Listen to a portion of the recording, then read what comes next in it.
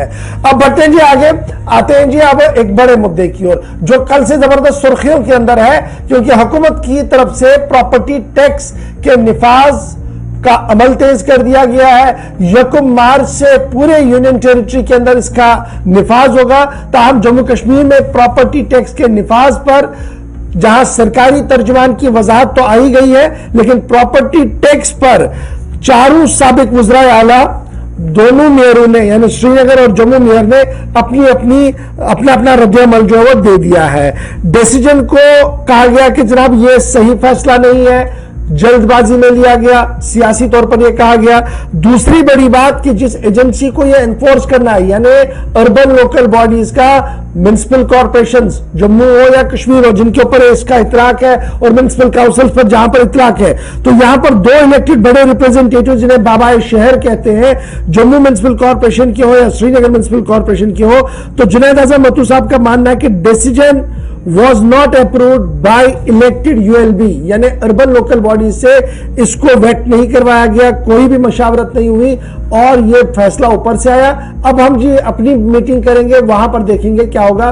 बाबाई शहर श्रीनगर और बाबाई शहर जम्मू जो है वो कह रहे हैं कि जनाब ये तो एडमिनिस्ट्रेटिव काउंसिल का डिसीजन है, सुपरसीड कर दिए गए जी पावर्स, यानी जो इख्तियार इलेक्टेड बॉडीज को था उसे छीन लिया गया और एडमिनिस्ट्रेटिव काउंसिल ने आज खुद ये फैसला लिया है। ताहम वहां पर भी मीटिंग होगी, हतमी फैसला लिया जाएगा क्या कुछ किया जाएगा। ये 2 बाबाई शहर। उसके साथ साथ जम्मू के अंदर हमने बहुत ज्यादा एक्टिविटीज इस पूरे मामले पर देखी और जम्मू में आज बार एसोसिएशन ने तमाम अदालतों के अंदर एहतिजाजन हड़ताल की कॉल दी है, काम छोड़ की बात आज कही है।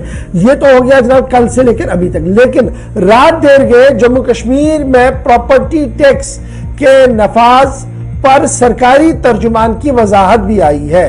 प्रॉपर्टी टैक्स सिर्फ 5 से 6% तक है और 2 मसावी किस्तों में इसकी अदायगी होगी।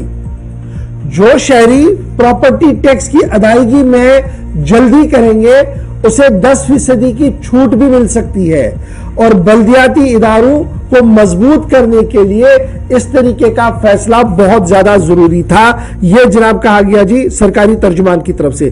कल हमने भी ऑफिशियल स्पोक्स जो ऑफिशियल्स हैं उनके साथ गुफ्तगू की और उनसे यह पूरा मामला समझने की कोशिश की। जो प्रिंसिपल सेक्रेटरी है उन्होंने कहा कि यह पूरा मामला जो प्रॉपर्टी टैक्स वाला मामला है जी, यह लिंक किया गया जी स्टैंप ड्यूटी एरिया के साथ, यानी जिस एरिया में जितनी स्टैंप ड्यूटी होगी उसी हिसाब से वहां पर टैक्स कलेक्शन की जाएगी। उन्होंने फिर जम्मू का जिक्र किया कि जनाब गांधीनगर की स्टैंप ड्यूटी अलग है और सरवाल की स्टैंप ड्यूटी अलग है, इसलिए ये वेरी करेगा जी एरिया टू एरिया। फिर साइमल्टेनियसली उन्होंने ये भी कहा कि प्रॉपर्टी टैक्स कोई बर्डन नहीं है जी अवाम पर, ये पूरे मुल्क के अंदर चल रहा है, इसलिए निफाज यहां पर भी है। और तीसरी बड़ी बात जो उन्होंने कही वो भी बड़ी इंपॉर्टेंट है कि ये कोई नया मामला नहीं है, अगर हमने इसको इंप्लीमेंट नहीं करते हैं तो मरकज से जो ग्रांट इन एड मिलता है उसमें हमें रुकावटें आ रही है, इसलिए ये चीजें हमने आगे बढ़ानी होगी। ये मैंने जनाब ऊपर आपको बात बता दी, थोड़ी देर में मैं आपको वो ऑफिशियल साउंड बाइट भी सुनाऊंगा, लेकिन जरा तज्जिया इस पर और करते हैं। मेरे साथ मारूफ सियासतदान और माहिर कानून, में इसको इसलिए बताता हूं क्योंकि सन 96 से हमने इनको असेंबली में सुना है, हर कानून की बारीकबीनी पर गुफ्तगू करती है और जहां पर सरकार सही भी होती है तो पीठ भी थपथपाते हैं। मोहम्मद यूसुफ तारिगामी साहब हमारे साथ है। तारिगामी साहब बहुत शुक्रिया जी ज्वाइन करने के लिए। मामला कल से सुर्खियों में है, चारों उज़राए आला ने अपने अपने तरीके से इस पर रद्द-ए-अमल दिया।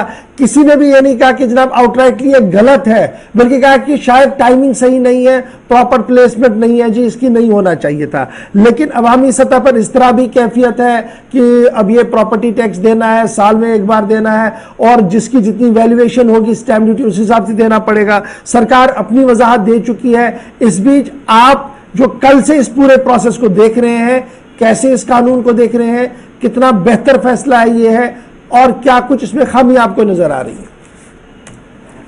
देखिए, जहां तक इस हुक्मनामे का ताल्लुक है, ये सरीहन गैरआईनी भी है और गलत भी है। वजह इसकी ये कि सरकार अब बार बार दोहराती आई है, मरकज से लेकर रियासती इंतजामिया तक, कि जम्मू कश्मीर में ग्रास रूट लेवल डेमोक्रेसी को रेस्टोर किया गया, लोकल बॉडीज का चुनाव हुआ, उनको बाइख्तियार बनाया गया, और ये भी उनका दावा है कि ऐसा पहली बार हुआ। मैं उनसे ये पूछना चाहता हूं, ये वजह क्या है कि आप हमारे मेयर साहिबान जो कश्मीर के, जम्मू के, वहां के जो काउंसिल्स हैं, क्या उनसे मुशावरत की गई? क्या ज़ेर बहस लाया गया कि आपके इलाके में, शहरों में, कस्बों में टैक्स लगाए जा रहे हैं, प्रॉपर्टी टैक्स, उनके बारे में कुछ उनकी राय को, उनके बहस को, उनकी आरा को उनको मौका मिला? क्या मजाक है? एक तरफ से ये कहते हैं, बार बार दोहराते हैं कि नई लीडरशिप डेवलप होगी ग्रास रूट लेवल से। कहां की लीडरशिप? और आज बंच ऑफ ऑफिसर्स बैठे हैं जिनको काउंसिल के नाम से, स्टेट काउंसिल के नाम से जाना जाता है, वो फैसला कर ले शहर श्रीनगर के बारे में, कुपवाड़ा के बारे में, जम्मू के बारे में, उधमपुर के बारे में, रियासी के बारे में। अरे साहब, ये आज तक सुना नहीं था और देखा भी नहीं था। बहरहाल हमारे लिए कुछ नया नहीं, ऐसा ही होना है। आज ये आदत बनी है सरकार को, दिल्ली से लेकर श्रीनगर, जम्मू तक, कि जो भी किया जाए उनके जरिए ही किया जाए, और फैसला भी कोई सांस ले, कोई उठना बैठना, उस बारे में भी डिसीजन लेने के मजाज वही है। लेकिन नहीं है। मैं एक चीज बताना चाहता हूं, जो बार बार ये दोहराते हैं कि 74th अमेंडमेंट कॉन्स्टिट्यूशनल अमेंडमेंट है वो, जिसके बारे में आज तक इल्जाम देते आए कि रियासी सरकारों ने उसका पालन नहीं किया। मेरा एक सवाल है, जरा खोलिए ना, वो अमेंडमेंट है क्या? वो आईनी अमेंडमेंट है, कानून है, पूरे मुल्क के लिए वजह हुआ है। जरा ये बताइए, ये इंटीग्रेशन की बात कर रहे हैं, क्या ये कानून और जगहों पर लागू है, लेकिन जम्मू कश्मीर को मुस्तस्ना रखा गया है किसी भी बेहतर कानून से? अच्छा जी, तारिक अहमद साहब, दो बड़े इंपॉर्टेंट पॉइंट आपने कहा कि ये गैर आईनी है, तो एक तो मुझे इस पर एतराज है कि गैर आईनी है कैसे है, जबकि हुकूमत की वजाहत जो है, और उन्होंने एक्ट का हवाला दिया, कहा कि जनाब एक्ट के अंदर जो ये शिके हैं, इसके तहत हुकूमत के पास, इंतजामिया के पास बाज़ाब्ता तौर पर इख्तियार है, वो नोटिफाई कर सकते हैं। इन एब्सेंस ऑफ, देखिए इसमें एक गलतफहमी है। अगर आपके पास काउंसिल नहीं है, अगर आपके पास बाज़ाब्ता जो इदारे हैं, अगर वो नहीं होंगे तो आप इस बारे में सोच सकते हैं। लेकिन आपके पास, आपने तो डंडोरा पीटा है पूरी दुनिया में कि हमने लोकल बॉडीज के चुनाव करवाए। आज हमारे पास बड़े शहरों में मैं बड़ा अदब से यही सवाल मैं आपसे जानना चाहता, क्या एक्ट में कहीं ये लाइन लिखी है कि before taking any decision by the state administration उन्होंने जी कंसल्टेशन करनी है, कॉन्फिडेंस में लेना है? Question of consultation only, no, I differ. जो डिसीजन मेकिंग इख्तियार है टैक्स के बारे में, वैल्यूज के बारे में, जोन के बारे में, अरे क्या जानता है कोई अफसर मेरे इलाके में जोन की शक्ल सूरत क्या है, वैल्यू क्या है? वो क्या जानते हैं? फिर आपने चुना क्यों है?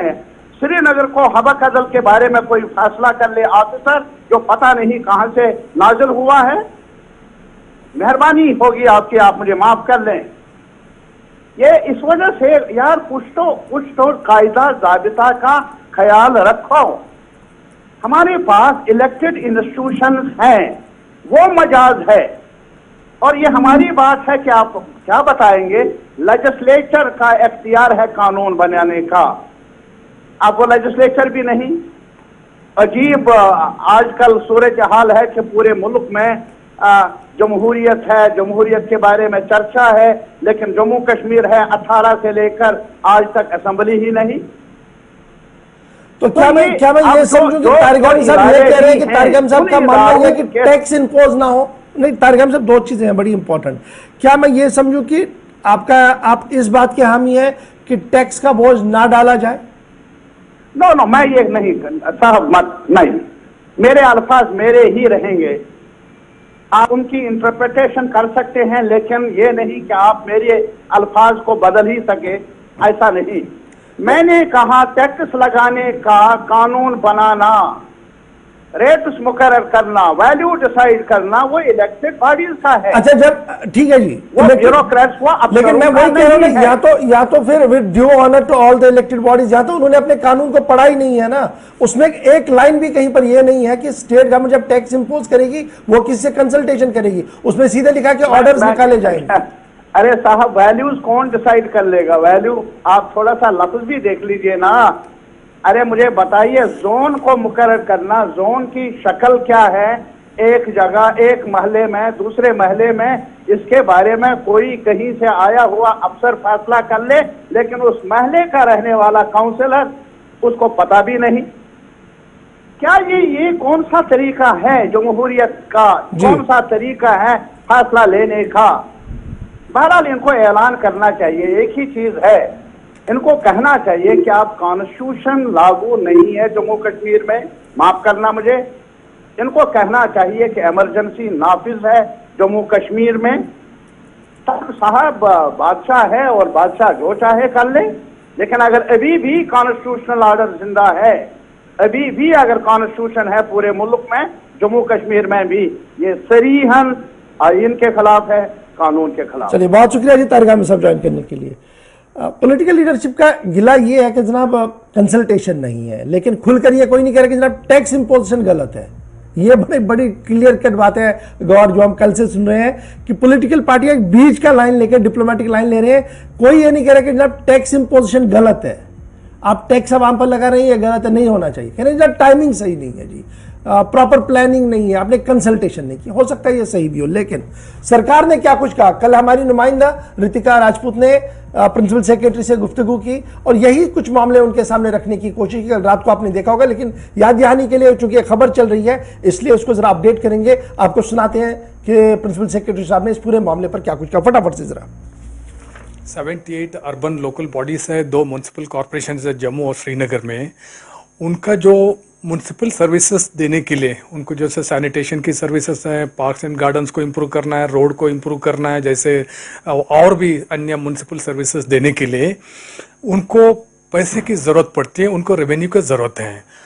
आज का दिन देखेंगे अब 2021-22 में हमारे जो सारे जम्मू एंड कश्मीर के अर्बन लोकल बॉडीज़ के जो सैलरी और ऑपरेशनल एक्सपेंडिचर 21-22 में 650 करोड़ रुपए रहे और करंट फाइनेंशियल ईयर में 2022-23 में 850 करोड़ के आसपास है। अगर हम आमदनी देखेंगे, सारे हमारे लोकल बॉडीज के आमदनी 21-22 में 115 करोड़ रहे और इस साल में तकरीबन 120 या 25 करोड़ तक पहुंच जाएंगे। अगर हम देखने से यहाँ बहुत बड़ा रेवेन्यू का गैप है। हमें अगर अच्छे सर्विस लोगों को देने के लिए म्युनिसिपल फाइनेंसेस को स्ट्रेंथन करना सबसे ज़्यादा आवश्यक है, क्योंकि ये प्रॉपर्टी टैक्स एक मात्र सोर्स है जो सबसे ज़्यादा म्युनिसिपल लोकल बॉडीज़ को सोर्स ऑफ इनकम है। हम सारे हिंदुस्तान के अर्बन लोकल बॉडीज देखें या हम ग्लोबल प्रैक्टिसेस भी देखें, प्रॉपर्टी टैक्स एक सबसे बड़ा मेन सोर्स ऑफ रेवेन्यू है। उसके साथ भी अन्य टैक्स रेवेन्यूज भी हैं, मगर उसमें इतना ज़्यादा रेवेन्यू नहीं आता है। तो उस वजह से अगर हमारे म्युनिसिपल सर्विसेज को हमें स्ट्रेंथन करना है, म्युनिसिपल अर्बन लोकल बॉडीज को हमें स्ट्रेंथन करना है, उनको ऑटोनोमस, फाइनेंशियली ऑटोनोमस करना और पावर्स को डेवोल्यूशन करना है, उनको एक स्ट्रॉन्ग अर्बन लोकल बॉडीज बना के फंक्शनल और करना है, तो हमें उनकी फाइनेंशियल्स को भी स्ट्रेंथन करना है। उसके द्वारा अगर हमें अच्छे म्युनिसिपल सर्विसेज को लोगों को उपलब्ध करने के लिए फाइनेंसेस की ज़रूरत है। सरकारी ग्रांट्स तो है, मगर सरकारी ग्रांट पूरा जो घाटा है उसको पूरा नहीं कर पाएंगे। तो उसको नज़र में रखते हुए यहाँ म्युनिसिपल एडमिनिस्ट्रेशन को, म्युनिसिपल कॉरपोरेशंस और म्युनिसिपल बॉडीज़ को फाइनेंशियली स्ट्रॉन्ग, इंडिपेंडेंट और ऑपरेशनली एफिशिएंट एंड इफेक्टिव करने के लिए प्रॉपर्टी टैक्स को हमने नोटिफाई किया है। ये हमने ध्यान में रख के किया है कि ये पहली बार लग रहा है, क्योंकि ये मॉडरेट हो, उसमें इकोनॉमिकली वीकर सेक्शंस और लोअर मिडिल क्लास इसमें एक्सक्लूड हो, और उनको ऊपर हमने कोई टैक्स नहीं लगा है। ये टैक्स हमने ध्यान में रख के ऐसा तय किया कि क्योंकि जो इकोनॉमिकली वीकर सेक्शंस हैं, मिडिल क्लास लोग हैं, उनको ऊपर कोई भार न लगे। जो अफोर्डेबिलिटी फैक्टर है उसमें हमने ध्यान में रख के ये टैक्स स्ट्रक्चर को हमने तय किया है। उसके साथ ही जो मकान अगर पुराना है, 20 साल से ज़्यादा पुराना है, और जो इलाका जो है जहां प्रॉपर्टी की वैल्यू कम है, उसको भी हमने ध्यान रख के वो भी हमने, क्योंकि अलग अलग प्रॉपर्टी का जो इलाके में जो प्रॉपर्टी की स्टैंप ड्यूटी की रेट है उसको हमने बेस माना है।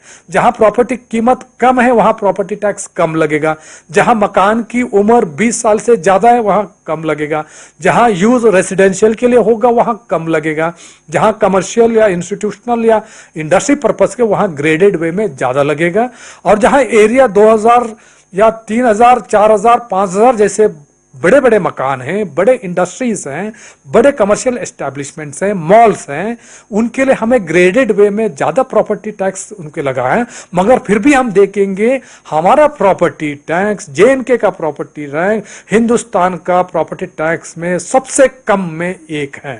हमने ये ध्यान में रख के इसको तय किया है। हमारा मकसद यही है कि जो म्युनिसिपल फाइनेंसेस में हमारा गैप है, क्यों ऑपरेशनल एक्सपेंडिचर इतना ज़्यादा है, आमदनी इतनी कम है, जैसे मैंने पहले कहा, उस गैप को मीटअप करने के लिए, उसको स्ट्रेंथन करने के लिए, और जो हमारी जो म्युनिसिपल सेवाएं हैं उसको अच्छे तरीके से लोगों को पहुंचाने के लिए हमने ये प्रॉपर्टी टैक्स को लगा के एक अच्छी कोशिश, एक अच्छी दिशा में म्युनिसिपैलिटीज को स्ट्रेंथन करने की एक अच्छा कदम उठाया है। देख लीजिए, हम एक IT बेस्ड सॉफ्टवेयर का डेवलपमेंट ऑलरेडी चल रहा है। इसको हम सारे जम्मू कश्मीर के सारे अर्बन लोकल बॉडीज में हम ऑनलाइन IT सिस्टम लागू करेंगे, जिसके द्वारा पहले प्रॉपर्टी को रजिस्टर करना पड़ेगा, सारा डिटेल्स को उसमें फिलअप करके, फॉर्मेट के द्वारा फिलअप करके एक रजिस्ट्रेशन नंबर लेना पड़ेगा।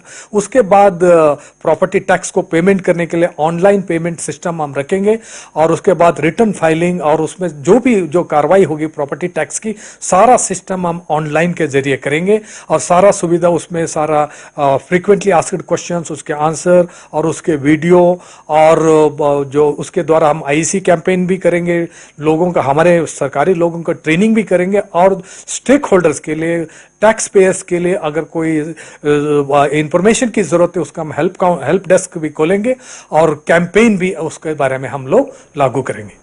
तो चलिए थी